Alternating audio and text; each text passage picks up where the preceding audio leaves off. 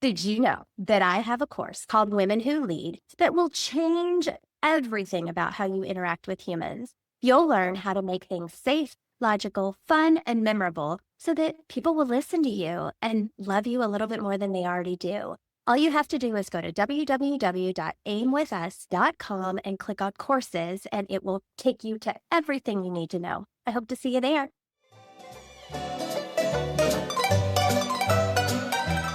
Welcome to Productive Joy with Dr. Christie, where fun meets action.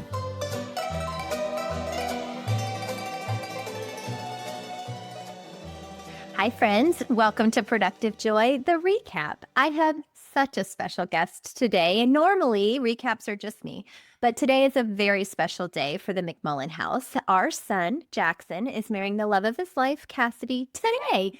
And so we thought that today might be a good day for us to come on here together as a couple, us being my sweet husband, Jason, and I, to talk through productive joy through a marriage lens. So, Jason, welcome to Productive Joy.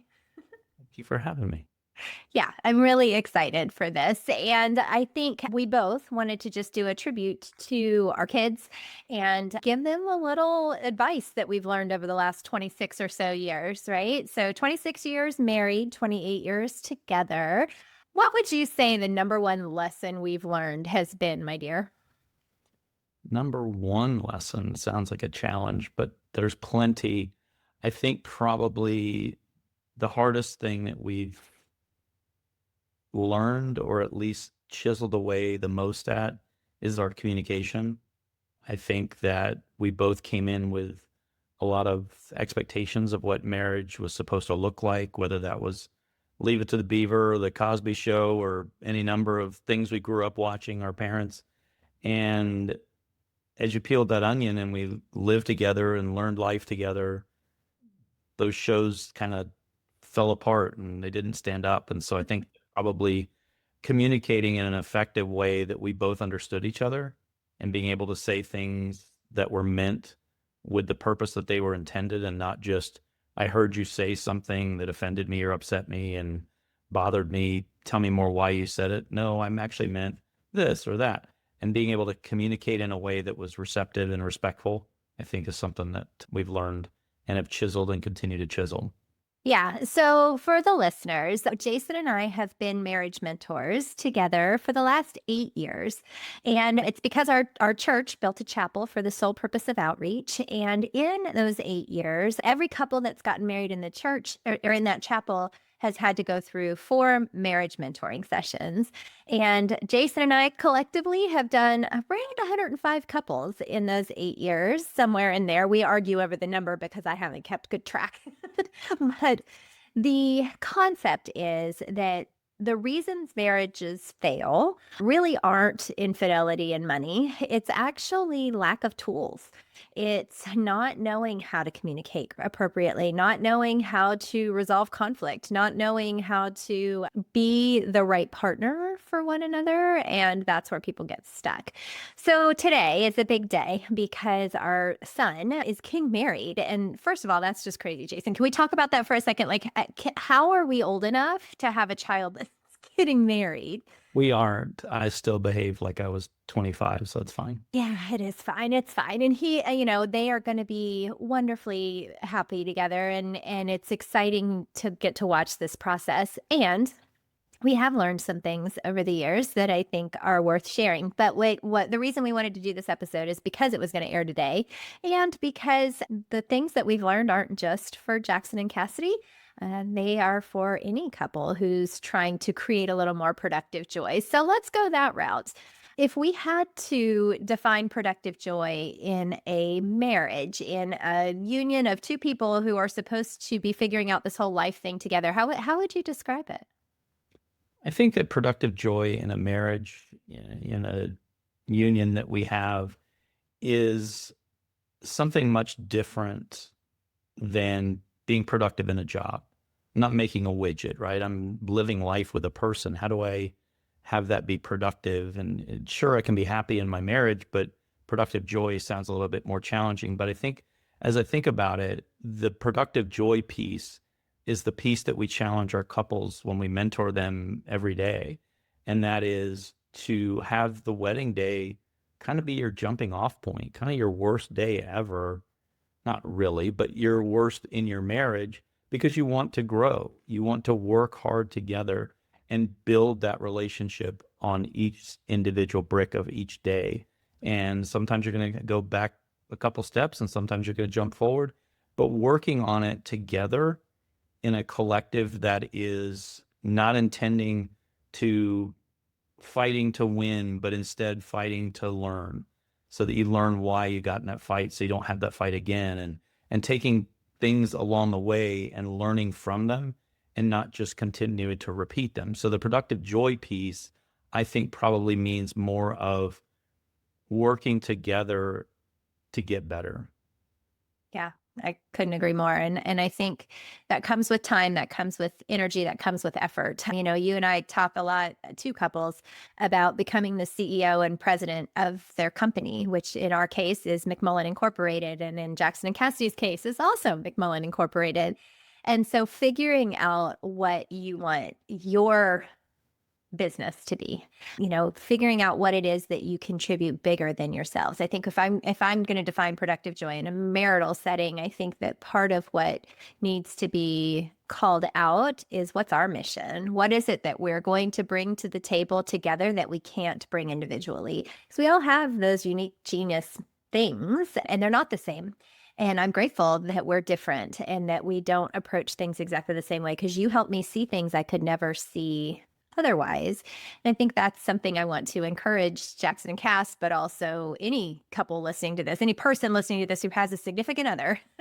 You know, what is it that you bring to this relationship and what do they bring to this relationship that collectively makes you better than you were when you started? I know we talk about the two halves of a circle coming Yeah. together and becoming that whole perfect circle, but you're not perfectly round at first. You're kind of a mess and you have to get those rough edges shaved off, and that's not always comfortable, but it's always necessary, right? The evolution that happens as two single people who at 24 years old have been 24 and their parents took care of them. Now they've taken care of themselves. And in that process, they'd never had to really think about it, someone else's impact of any decision they make. And now all of a sudden those decisions impact someone else and change someone else's life in a moment. And so being able to communicate and think about that and have that be part of your process that you go through when you make decisions, it doesn't happen overnight. And so when you make mistakes and you step in it, being able to recover from that as a couple is critical. And that's not, again, something that happens overnight. You will have fights and you will be destructed and frustrated and all these things. But the baseline that you and I always use is, I may not always like you, but I always love you. There's no safety net here. There's no getting divorced. There's no going back. This is it. And so because of that, those decisions will come and you'll make better decisions over time. Your communication will come over time, but it's the life that you get to spend together in those moments that makes all of this worthwhile. Yeah.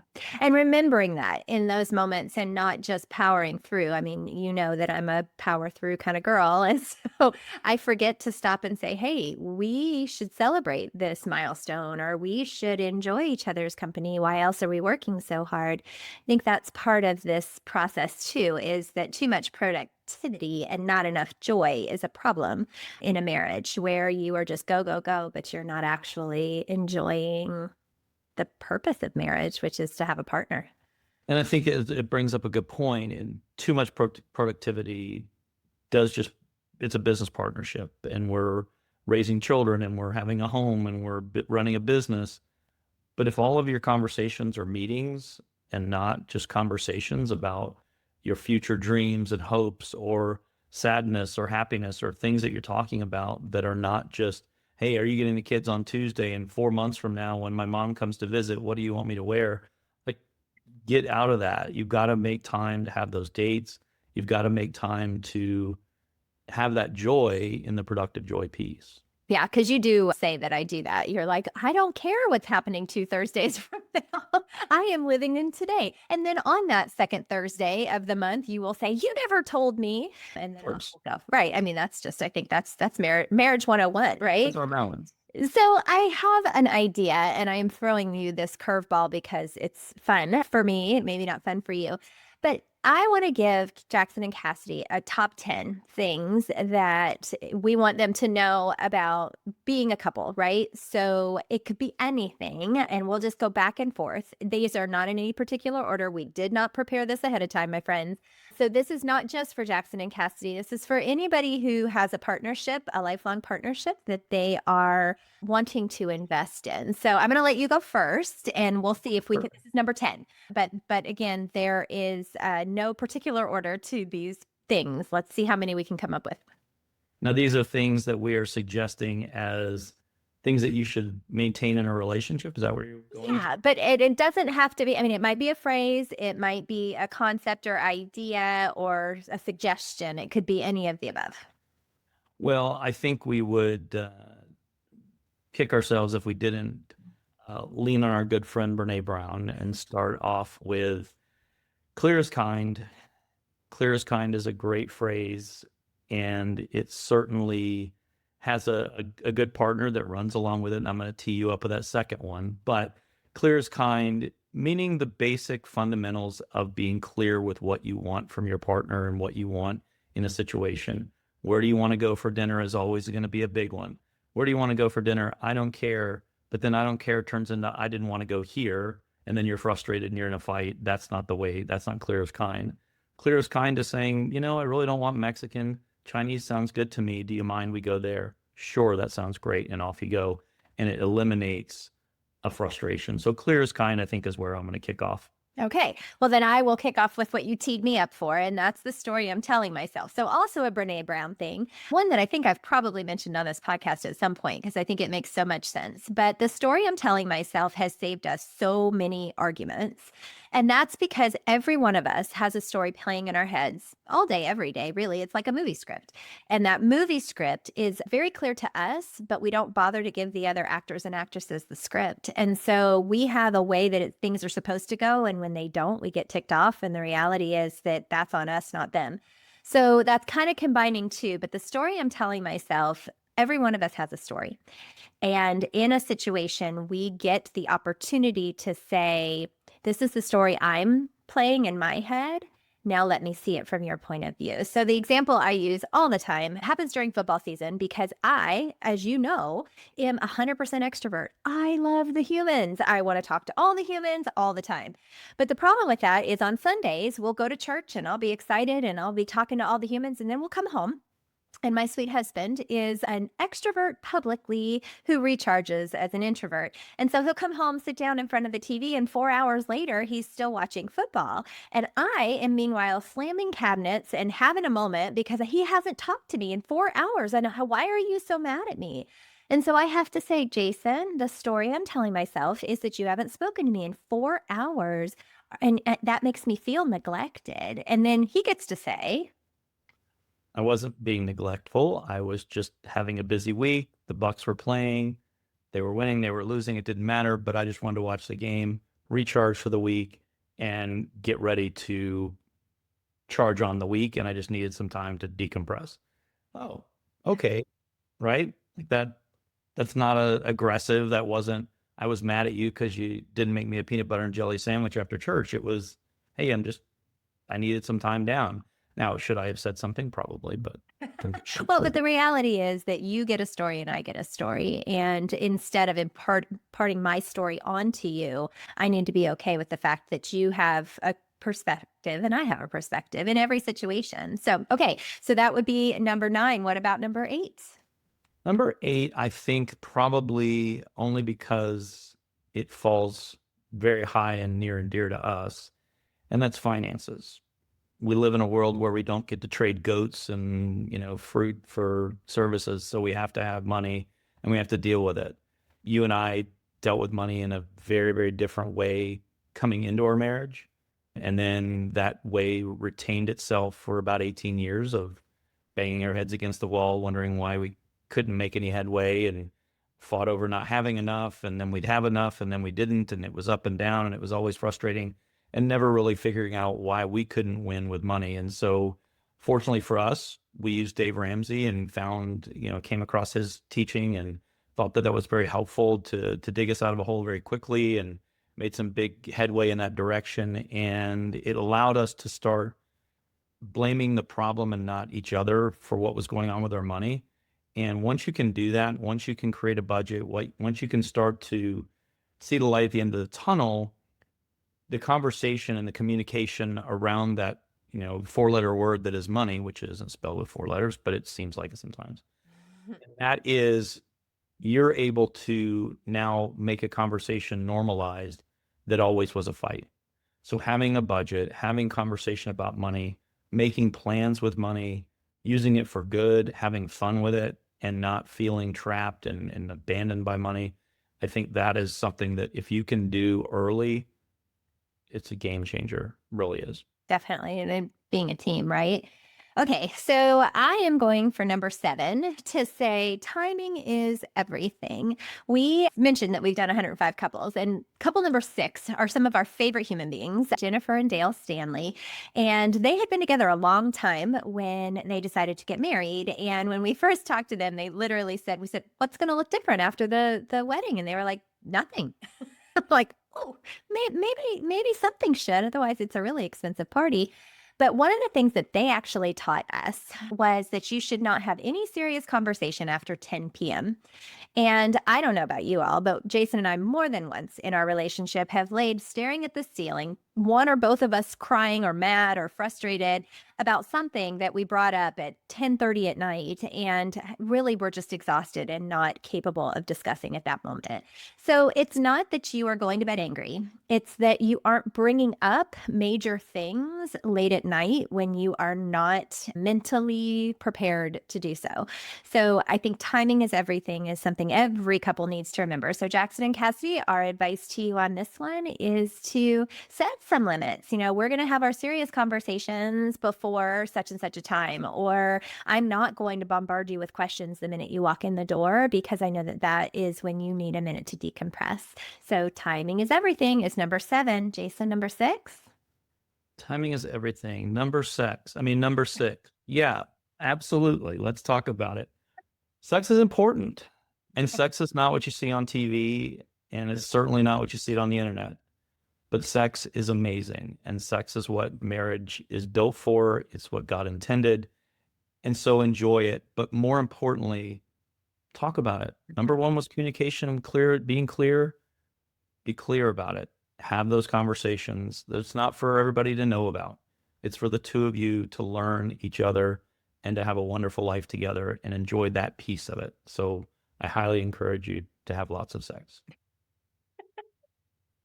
I love it. And that is such a good one, except that we're talking about our son, and that's just so many things. Okay. I have to disassociate. 5, number 5. I'm going to say there's a big difference between shoulder to shoulder and knee to knee.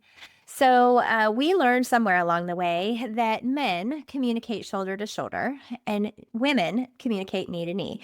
Now, this is stereotypical, and stereotypes are that way for a reason. So we recognize that this isn't going to be everybody's situation, but in most circumstances, men need to be shoulder to shoulder to have a serious conversation. So a walk, a video game, a golf cart, a car, places where you are not necessarily having this wonderfully engaged eye contact while you're having a conversation that might feel heavy or different or serious, is a really powerful way to have better conversations. So Jason and I learned somewhere along the way, probably, 8 or 9 years ago now, that if we wanted to have a conversation, we should go for a walk, because about a mile into that walk, we would have just a complete opening up of everything that needed to be said. I would. Yeah, Jason would. And it was because he didn't have to make that longing eye contact with me, because ultimately he needed to be doing something else too, slightly distracted, so that he could be focused. So Jackson and Cassidy, we are recommending that you recognize that serious conversations probably will go a little more smoothly shoulder to shoulder than knee to knee.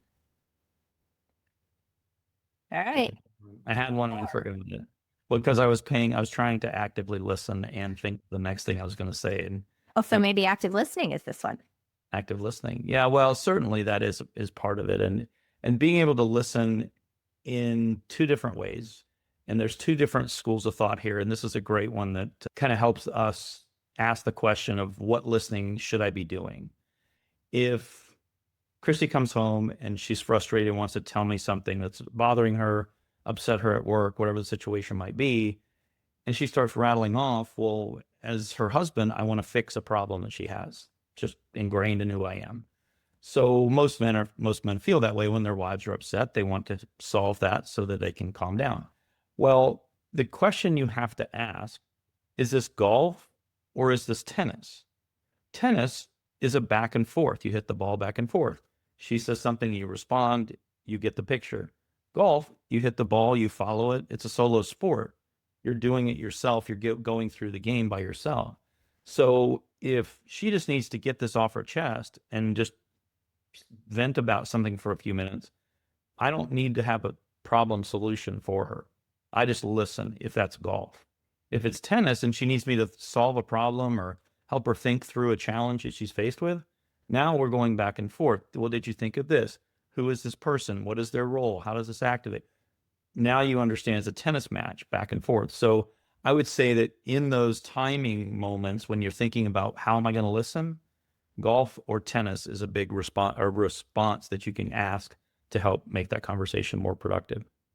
Good one. Okay. So I'm going to go back to something we said at the beginning of the podcast. It wasn't part of our top 10, but I'm going to make it part of our top 10, is to recognize that you all are running the most important business of your entire lives, right? And as president and CEO of said business, you can take outside counsel, but ultimately the two of you need to agree at the end of the day. I think especially as young couples, everybody has advice for you, right? Everybody, just like we're doing right now with your top 10, but you two get to decide which advice you're going to take, what that's going to look like, and how you two are going to operate in your bubble, which is the two of you and your home. And so I think my advice on this one is to be thoughtful where you get counsel and find friends of your marriage. So friends of your marriage are the people who, instead of saying, hey, Cassie, let's say I can't imagine that my darling son would ever annoy you. But if he said, and he's getting on your nerves and you went to a friend and you said, Jackson is driving me crazy, instead of saying, you're right, he's such a jerk, let's go drink, they would instead say, okay, well, I'm sorry he's frustrating you, but what are you doing to annoy him to make him so frustrating, right? Those people that in your life that are pouring into your relationship because they care about the two of you. So find friends of your marriage and be thoughtful about the outside counsel that you're willing to accept. All right, Jason, we're down to 2. What's your number 2? Is this my last one? This is your last one. I think probably the thing that I would say, and this won't be my last thing I say, I suppose, but the last in this list is your family that you produce, your children potentially, right? And we would love to be grandparents. We'd love to see little children running around, but we also want you to be prepared for that. And we don't want you to be paralyzed by analysis of how much money you have to raise a children in today's modern society. Not that. What we want you to be prepared for is the conversations. And as you've gotten prepared for your wedding, you've attended a lot of other weddings. You've watched Pinterest and read articles and looked at online things and done all the stuff about wedding. And you've prepared. And I think a lot of people do that and they get so excited and they talk about the wedding and it's wedding. But then when the family comes, it's just like, oh, I'm pregnant. We're having a baby. Wow. Okay, cool. What do we do? Do it before that, right? Start talking about how will we raise our children. Look at that couple at the restaurant. How did they handle that situation when the child was upset? Or what did they do? What kind of stroller did they buy? Do the research, think about it, and be prepared so that at least when you do have a child, potentially, then you've had some conversations, right? You've thought it through. You said, hey, we're a spanking family. We're not a spanking. We're Whole Foods. We're not Whole Foods. We're not McDonald's. Whatever your things are, but talk about the different things and sure, you'll say, oh yeah, we want to have 3 kids. Okay, great. That's not the conversation. That's the tip of the iceberg of how do we afford it? What do we feed them? Where do we put them? All the different questions that go with these things. Oh, Yeah, just, be thoughtful of the conversation. Again, communication is my big thing, but have a conversation throughout, not one time. Every time you see a child in a situation, 13-year-old, 9-year-old, 2-year-old, infant, look at and watch, see, have conversation after the fact and engage and see what it's like. I think that's my last one. that's a good one. Okay, so I will wrap with a smiley. So the number one, so for those of you that are watching, this is a smiley. It is a little wooden nickel, I guess, for lack of a better term, and it says SHMILY. See how much I love you. So Jason actually found this story years ago about a couple who'd been married 60 plus years, and all of their lives they would leave smileys for each other. They would write it in the steam in the shower or in the snow or on a piece of paper or whatever. And it was a constant reminder to the other person, see how much I love you. Well, we use our smiley that way sometimes, but we also use our smiley as a white flag. Like, okay, so we've had an adult conversation, an argument. We have not agreed on something. Here we are, and we're frustrated. And I don't know about y'all, but we need an icebreaker to be okay with one another again. And so we use the smiley that way sometimes, where we'll just slip it in the other person's pocket, or we'll leave it on the dashboard, or we'll put it in somebody's shoe, or somewhere that they will find it on that day, as if to say, I don't always like you, but I do always love you, and we're going to be okay. Because to me, a marriage is all about grace. You got to give it to yourself and to your partner and recognize that they are going to step in it sometimes. And that's okay as long as you don't stay in it, right? You can step in it, but then you got to go wash the shoe. you got to get out of it. And so that smiley piece, I think, has worked well for us. The other one that works for us is when we're holding hands, we'll tap our thumb twice on the other person's hand. And that also means I love you, which can be used both when you're okay and when you're not, right? So ours is often like during family prayer after we've been rather frustrated with one another, and there's a pregnant pause in between, but you do have to tap back if you want to be officially on that truce. So I think the purpose of the number one is to recognize that marriage is hard. Divorce is hard.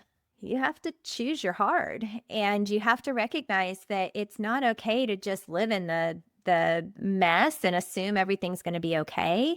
You're either growing closer together or you're growing further apart. And the goal is, of course, to continue to grow closer together. So here are our top 10. Jason, you want to hear them? Do you? I'd love to hear them. Yeah. So, clear is kind. The story I'm telling myself. Talk about your finances. Timing is everything. Don't start conversations at 10 o'clock at night. Sex, rather important. Shoulder to shoulder versus knee to knee. Tennis versus golf. Have friends of your marriage, and remember that the buck stops with the two of you. Family that you're going to produce needs to be discussed, and make sure that you have some sort of white flag to wave and keep the smiley alive.